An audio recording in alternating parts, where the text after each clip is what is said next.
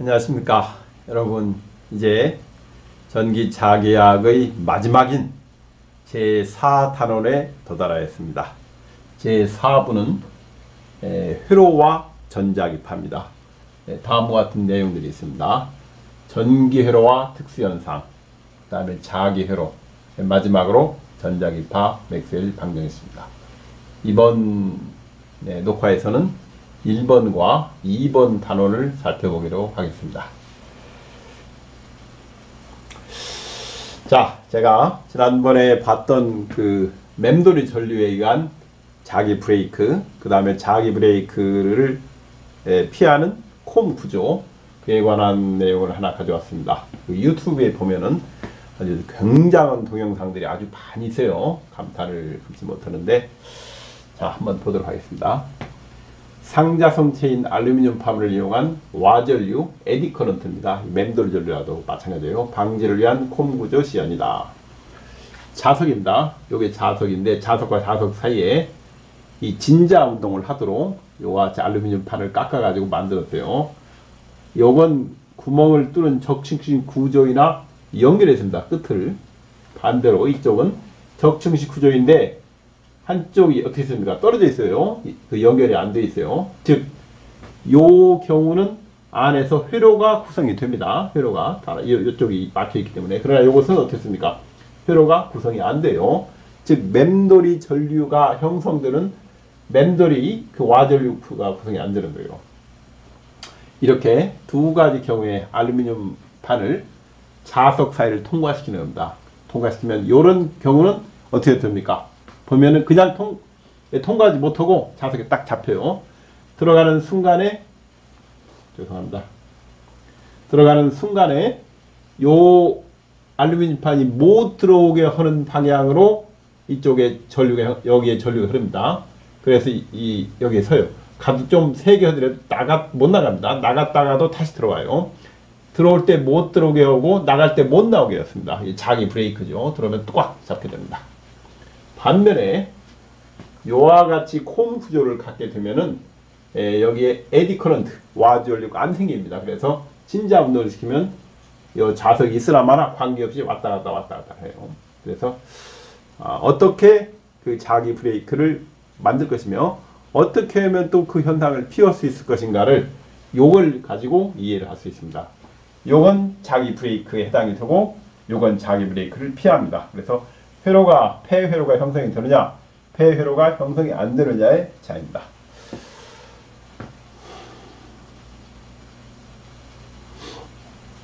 자, 전기회로와 특수현상입니다. 이 어드미턴스라는 게 있어요. 임피던스 역수입니다. 그 다음에 컨덕턴스가 있어요. 이건 전기 저항의 역수예요. 그 다음에 서스텝턴스라는 것도 있어요. 이건 전기 리액턴스의 역수입니다. 어떻게 쓰냐면은, 임피던스를 보통 우리가 G로 씁니다. G를 R-JX로 써요. 그러면은 이 역수, Y는 G분의 1을, Y는 우리가 어드미턴스라고 해가지고 G 플러스 JB로 씁니다. G가 컨덕턴스고 B가 서스텝턴스. 여기서는 R이 G가 컨덕턴스 맞습니다. R이 레지스턴스 저항이고 X가 역시 교류 저항인 리액턴스입니다. 역수를 이제 저항을 쓰는 거죠. 그리고 이걸 계산해 봅니다. Y가 G분의 1이니까 Y를 계산하면은 어떻게 되냐면 이와 같이 됩니다. R 제곱 플러스 G X 제곱분의 R 플러스 JX. 그래서 컨덕턴스가 G는 알파벳 G는 임피던스 제곱분의 R, 그 다음에 B 서스텝턴스는 제곱분의 X가 됩니다. 그래서 그 컨덕턴스와 서스텝턴스는 전기 저항과 전기 리액턴스의 역수로 이와 같이 표시가 됩니다. 우리가 알 수 있어요. 단위도 당연히 G의 단위나 B의 단위는 밑에가 5옴 제곱이 위에가 5옴이니까 5옴분의 1이 됩니다. 두 개 다 5옴분의 1인데 보통 우리가 그 5옴분의 1을 이렇게 뒤집어 쓰기도 하고 또는 C맨이라고 해서 S로 쓰기도 합니다. 뭐 어떻게 쓰건 상관이 없습니다. 여러 가지 표현을 한다 이거죠. 통상적으로 우리가 정의도 여기를 마이너스 플러스로 정의하는데 이거 바꿔 해도 큰 문제 없습니다. 이거 바꾸는 경우도 있다.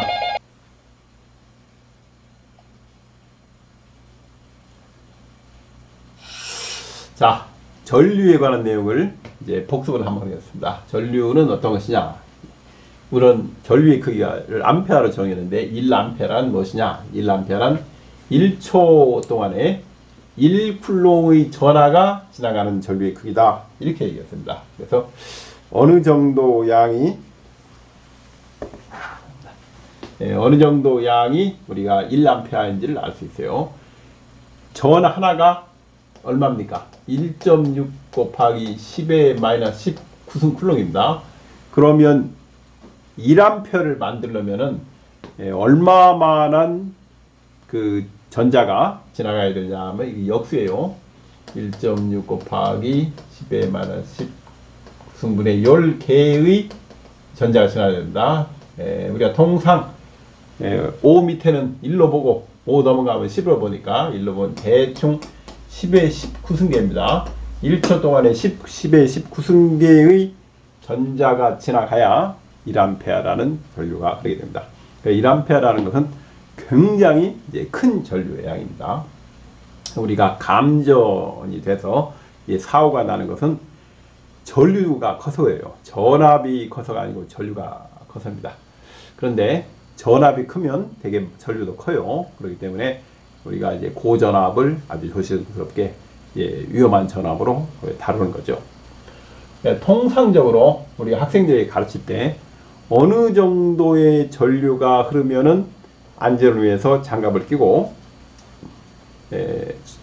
절연용 장갑을 끼고 있습니다. 어느 정도의 전류가 흐르면은 장갑을 벗고 손으로 직접 만져도 되느냐 이렇게 가르칠 때 저희가 보통 1mA가 있습니다.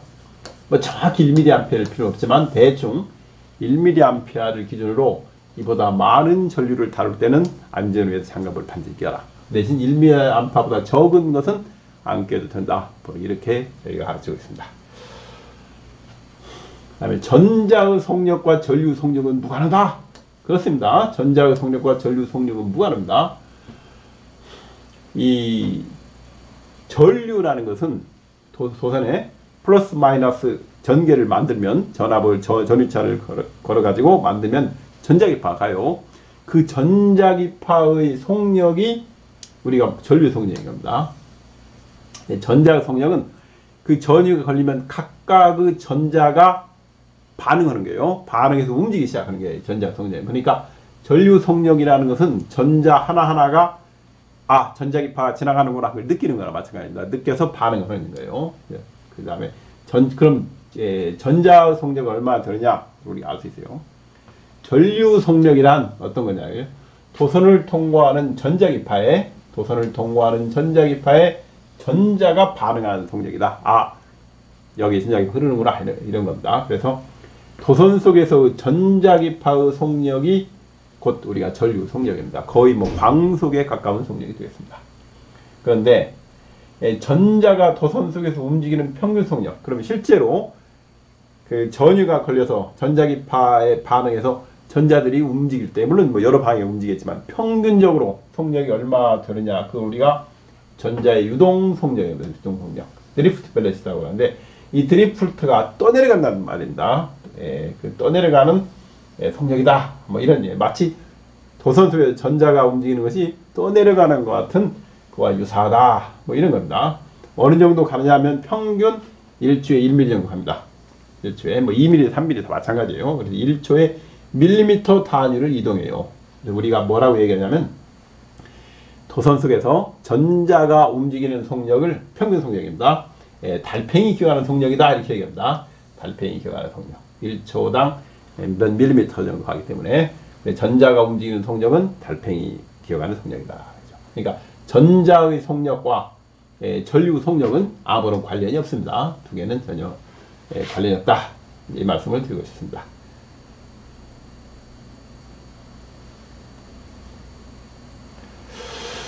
자, 이제 페르데이 관이라는 것이 나와요. 페르데이 관은 이제 그 처음에 전기력서는 개념이 나올 때 이것을 설명하기 위해서 페르데이가 제안한 겁니다. 그래서 전기력서는 개념을 유체역학의 유성이 나옵니다. 필드 라인이 나오는데 요 유선의 비유를 한 거예요.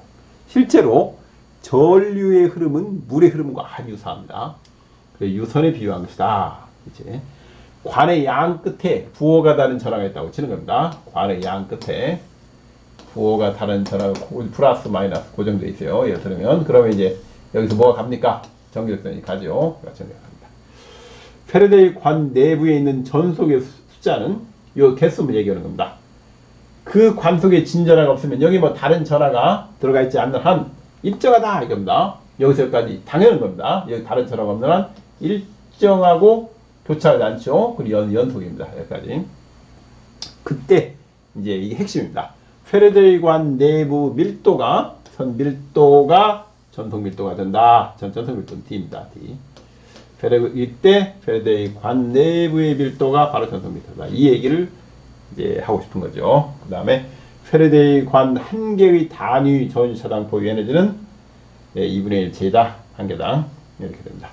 패러데이 관 한 개의 단위 전위차당 포유 에너지는 2분의 1 줄이다.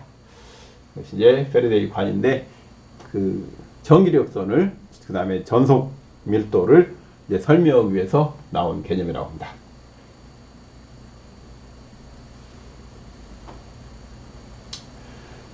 저항의 온도 오점.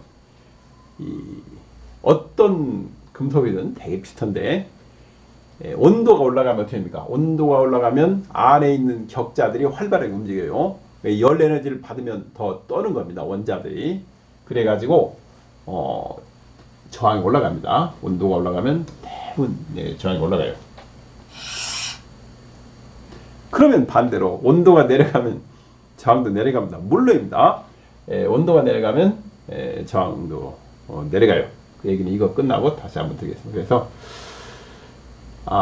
T0일 때 그 저항입니다. T0는 온도, 이 온도예요. T0. 그러면 섭씨 온도입니까? 절대 온도입니까? 관계 없습니다. 여기 온도 차이만 나오기 때문에 관계 없어요. 켈빈 온도건 섭씨 온도건 T0 때 저항이 있어요. T0. 그러면 온도가 변화가 되냐?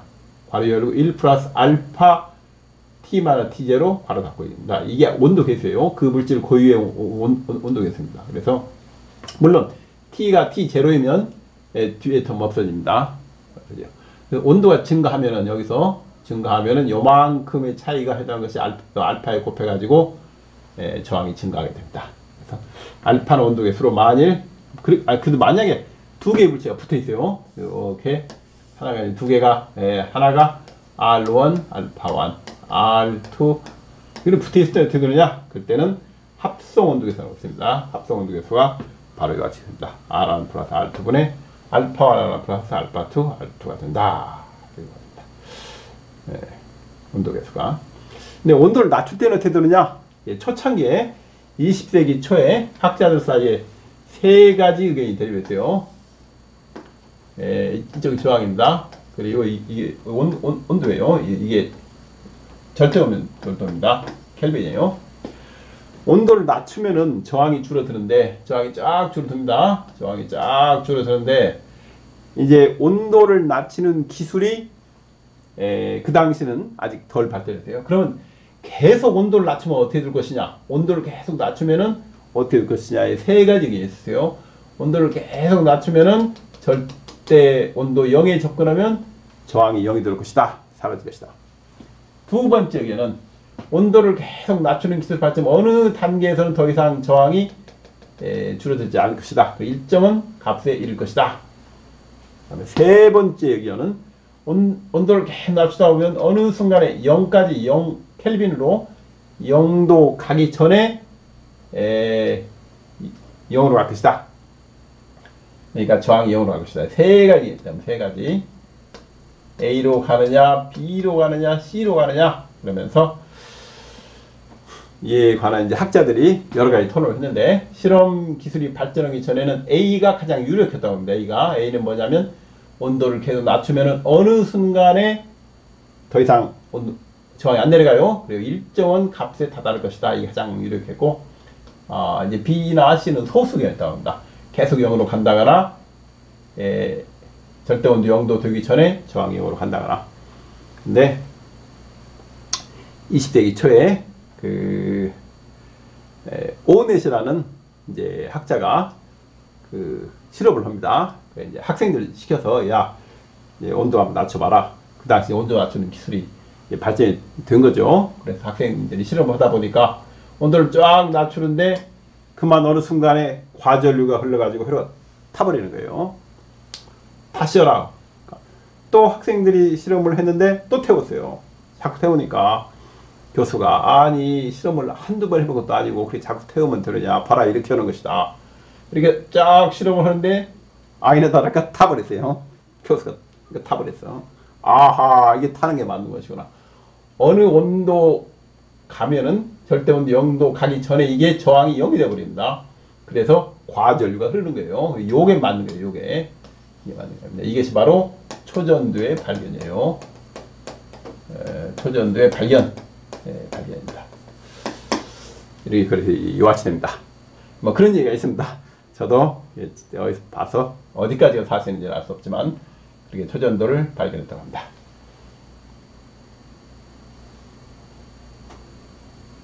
물론 초전도 발견한 사람은 노벨 물리학상 받았어요. 뭐 당연한 얘기입니다. 3대 열전상, 우리가 서머커플이라고 합니다. 열전상을 하는데 세 가지가 있어요. 이 재백 효과라는 거 뭐냐면 사람 이름입니다. 재백 효과라는 것은 접합된 다른 금속의 접합점 사이 온도차가 발생합니다. 이와 같이 예를 들면 두 개가 달라요. 요 금속과 요 금속이 서로 다른 금속입니다. 열전도율이 다르다든가 아무튼 서로 다른 금속이면 당연히 다르게 됩니다. 그러면은 이호 사이에 온도차가 발생하면 여기에 양쪽에 볼티지 차이가 생겨요. 전위차가 생기는 거예요. 기전력이 발생한다. 요게 재백 효과입니다. 그러면 우리가 반대도 볼 수 있어요.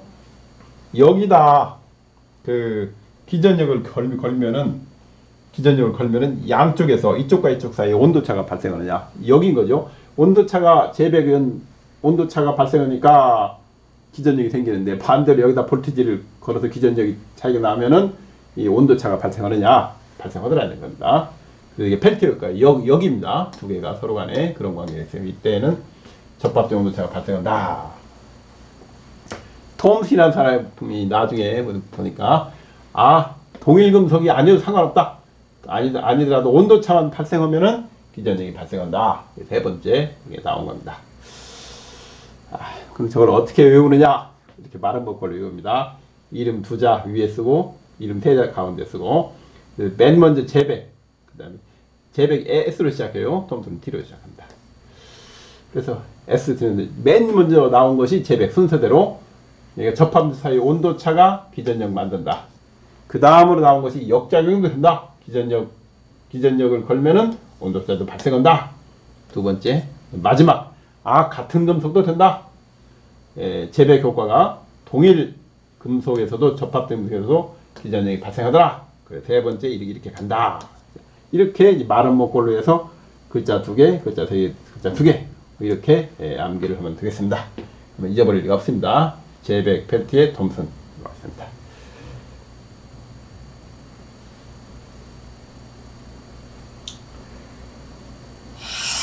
그 다음에 이제 에드윈 홀이라는 사람이 1879년에 발견한 홀 효과라는 게 있습니다. 어떻게 보면 당연한 거지만 아무튼 지금까지도 정말 아주 유용한 효과예요. 응용 분야가 굉장히 넓기 때문에 유용합니다. 그러니까 어떤 발견이 위대한 발견이 되느냐 위대한 발견이 아니냐는 시간이 지나봐야 돼요.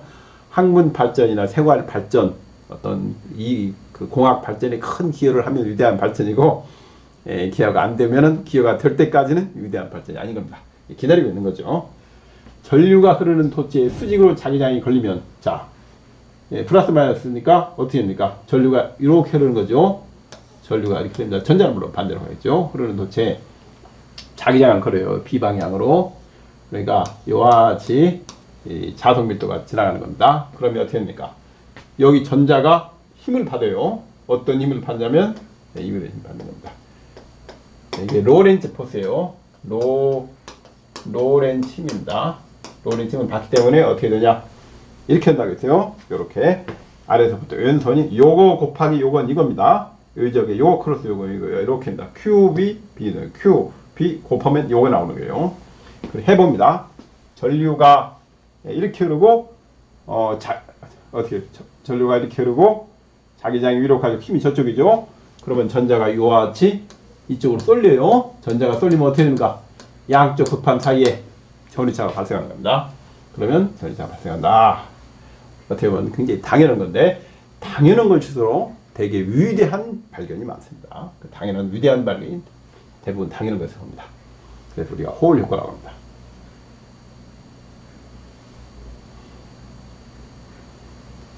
자, 이제는 앞전 효과. 눌 앞자 전기 전자입니다. 눌러서 전위차를 발생시키는 효과를 통칭하여 앞전 효과라고 한다. 어떤 물질이 압력을 갔을 때 전위차가 발생하는 당을 통칭해서 얘기합니다. 이 물질이 뭐든 간에 상관없어요. 상관없습니다. 기계적 자극이 물체 내부의 분극을 만드는 현상. 압력이 뭐예요? 기계적 자극이죠. 왜 전위차가 발생합니까? 내부의 분극, 플러스 마이너스 이제 배르는 거예요. 분극이 생긴다. 앞전 효과는 두 가지가 있어요. 하나가 총효과하고 하나가 효과입니다. 총효과는 압력의 방향과 전위차 발생 방향이 같다 이겁니다. 어떤 물질이 있어요. 이렇게 압력을 가했어요. 그랬더니만 플러스 마이너스 그 전위차가 압력의 방향으로 걸렸습니다. 그러면 우리가 정효과. 형은 뭐예요? 형은 지금 이렇게 압력이 가는데 플러스 마이너스 옆으로 생기는 거예요. 이와 같이 플러스 마이너스. 그래서 볼티지가 이 옆으로 생기는 거죠. 그럼 우리가 효과라. 알겠습니다. 두 가지가 있어요. 압력의 방향은 전위차 발생 방향의 수직인 경우. 그러면 적당한 각을 가지는 경우는 없습니까? 모르겠습니다. 그건 제가 찾아보지 않아가지고 모르겠어요. 그래서 압력 가했을 때 압력의 방향으로 플러스 마이너스 생기면은 정효과. 압력이 이렇게 가했는데 옆으로 플러스 마이너스 생긴다. 그러면 횡효과라고 한다. 대표적인 물질이 수정, 로셀륨 이런 게 있습니다. 수정은 어떤 특징이 있냐면은 그 압력을 가해서 진동을 시키면은 볼티지가 발생해요. 요와 전위차 발생합니다. 반대로 수정에다 전위차를 걸면은 수정에 전위차를 만들면 이 진동합니다. 그 진동하는데 진동이 아주 균일해요. 진동이 균일하다는 얘기는 어떤 좋은 점이 있습니까? 시계를 만들 수가 있습니다. 시계를 만드는 데 쓰기 때문에 우리가 수정시계 그걸 이용해서 우리가 수정시계라고 합니다.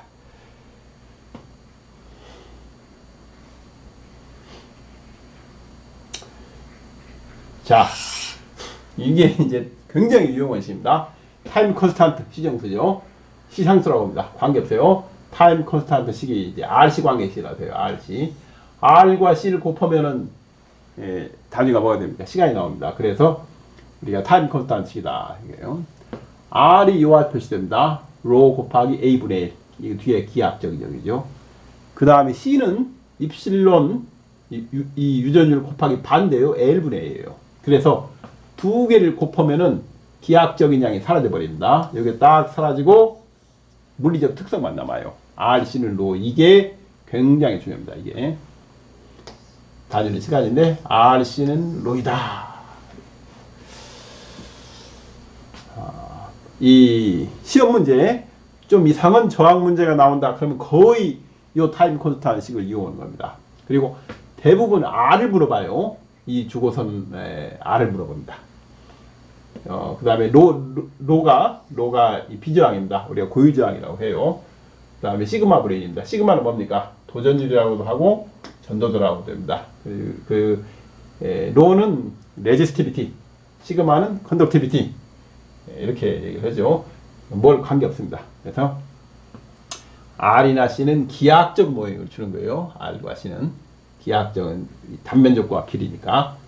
그 다음에 4개 중에 3개를 주고 나머지 하나를 거예요. 대부분의 경우가 RC는 로이 중에서 3개를 줍니다. RC는 로이 4개 중에서 3개를 줘요. 그러면 나머지 하나 결정되기 때문에 문제가 그렇게 나옵니다. 가장 많은 것은 뭐냐? 보통 어디 있어요? 보통 R이나 C 이게 R이 아니고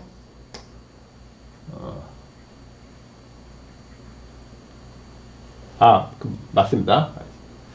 4개 중에 3개 나머지 한 건데 보통 R이나 C를 구하라고 하는 겁니다. 문제가 R이나 C 구하라는 거예요.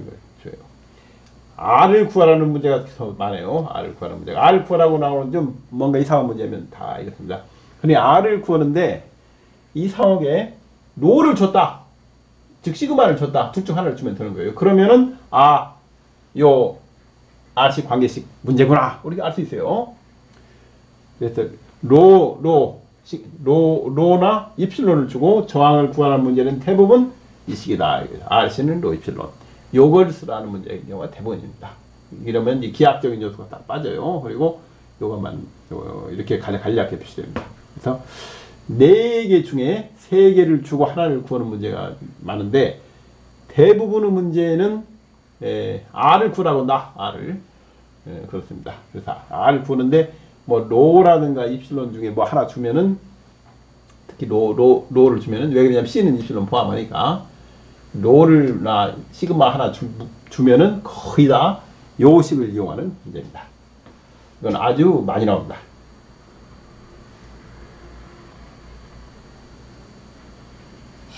자, 스트레치 효과. 스트레치가 뭡니까?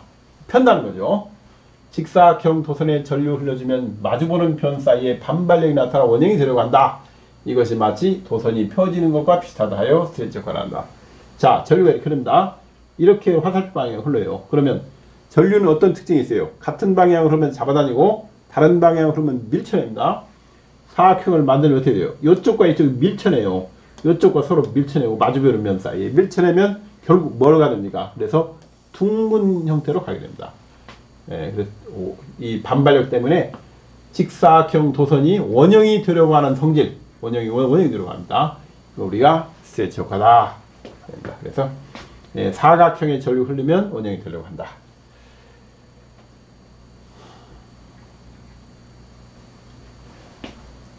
핀치 효과라는 거인데, 이제 베넷 핀치라는 분이 처음에 발표를 해서 핀치 효과라고 하는 것 같습니다.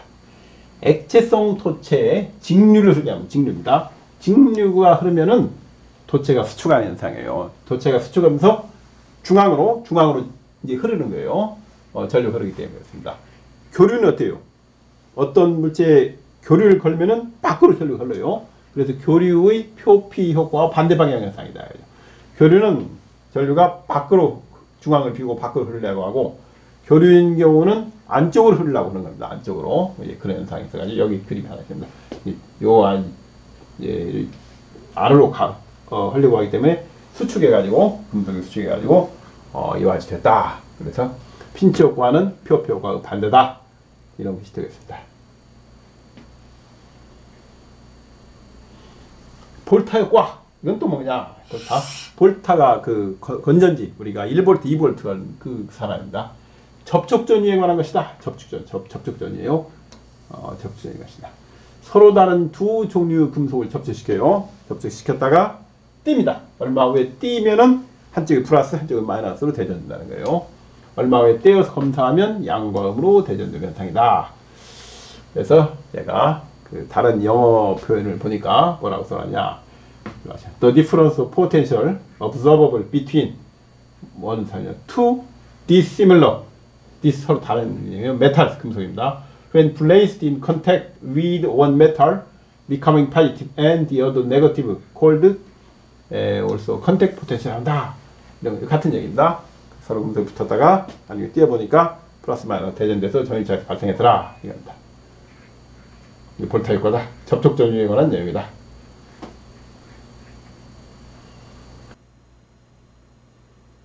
자, 이제 문제풀이에 들어가도록 하겠습니다. 13개 정도만 샘플링을 해봤어요.